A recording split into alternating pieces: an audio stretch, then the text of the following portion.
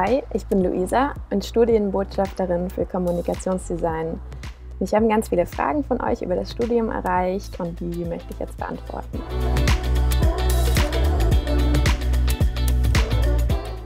Die Zahl variiert. Ungefähr kann man sagen, dass es ca. 300 Bewerbungen gibt jedes Jahr. Und wie viele zugelassen werden, das hängt tatsächlich von der Eignung ab. Das heißt, es gibt kein Nachrückverfahren und deswegen ist die Zahl da unterschiedlich. Und sie schwankt ungefähr zwischen 60 und 75.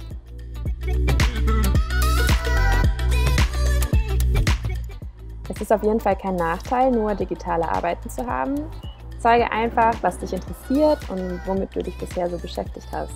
Ob das analog ist oder digital, ihr könnt alles einreichen. Die analogen Arbeiten könnt ihr beispielsweise auch einfach abfotografieren oder einscannen und dann mit in die digitale Mappe packen.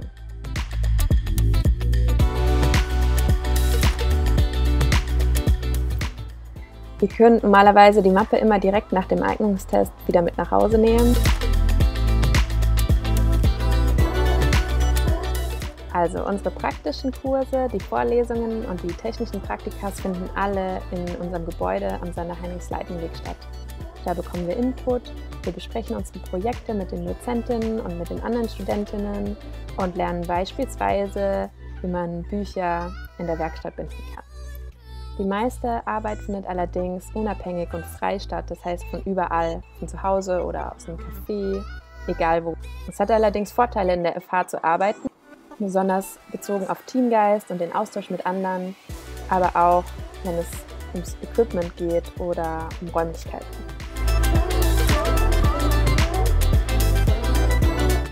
Ja, wir machen Exkursionen, dabei kommt es immer auf deine Kurse und die Dozentinnen an. Es ist aber keine Seltenheit, zum Beispiel, dass wir in Ausstellungen gehen, in Museen oder auf Konferenzen. Ich erinnere mich da zum Beispiel, dass einige auf die Pictoplasma gegangen sind oder auf die Ars Electronica.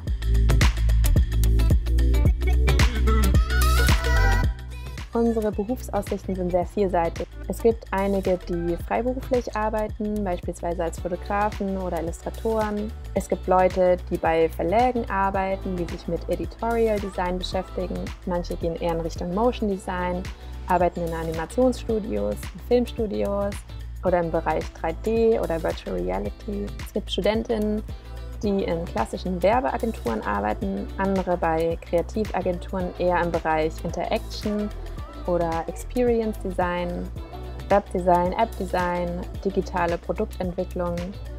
Wir können auch Richtung Informationsvisualisierung gehen, für Museen arbeiten, im Bereich Szenografie oder in Innenarchitekturbüros. Manche beschäftigen sich mit Sounddesign, andere arbeiten für Modelabels. Es gibt Leute, die fangen bei großen Firmen an, in deren eigenen Designabteilungen. Es gibt viele Möglichkeiten für uns auch im Bereich Health, also die Arbeit mit und für Krankenhäuser oder andere Firmen im Gesundheitssystem. Wir können natürlich auch zu Startups gehen oder wir können selbst was gründen. Es gibt einige, die ihre eigenen Designstudios gegründet haben. Oder wir können in die Lehre oder Forschung gehen.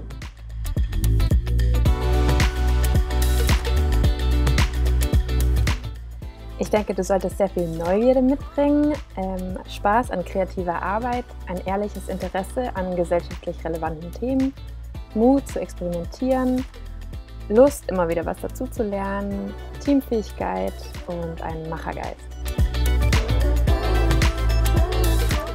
Also falls es beim ersten Mal nicht klappen sollte, auf jeden Fall nicht aufgeben.